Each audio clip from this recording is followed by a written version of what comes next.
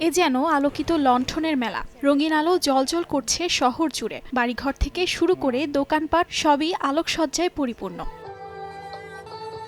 চীনের দক্ষিণাঞ্চলের কিয়াংশু প্রদেশের উক্সি শহর উৎসবের আলোয় আলোকিত করা হয়েছে। চীনা নববর্ষকে ঘিরে দেশজুড়ে করা হয়েছে নানা ধরনের ভিন্ন ধর্মীয় আয়োজন। ঐতিহ্য ও ইতিহাসের সঙ্গে তাল মিলিয়ে বিশেষ সাংস্কৃতিক অনুষ্ঠানও থাকছে। সাপের বছরকে কেন্দ্র করে দোকানপাটে আনা হয়েছে নতুন নতুন চমকপ্রদ পণ্য সামগ্রী। দর্শনার্থীরা ব্যস্ত অভিজ্ঞতা নিতে।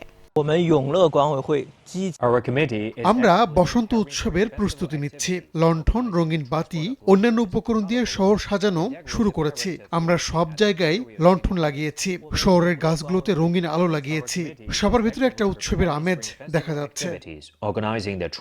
এদিকে চীনের দক্ষিণাঞ্চলের শানশা শহরের বাসিন্দারাও শহর সাজাতে ব্যস্ত সময় পার করছেন। ঐতিহ্যবাহী লাল কাপড় দিয়ে সাজানো হয়েছে চারিদিক। ফু অক্ষর দিয়ে সাজানো হচ্ছে পরিবেশ, যা ঐতিহ্য অনুসারে সৌভাগ্যের প্রতীক। এবছর 29 জানুয়ারি থেকে শুরু হবে চীনা নববর্ষ উৎসব।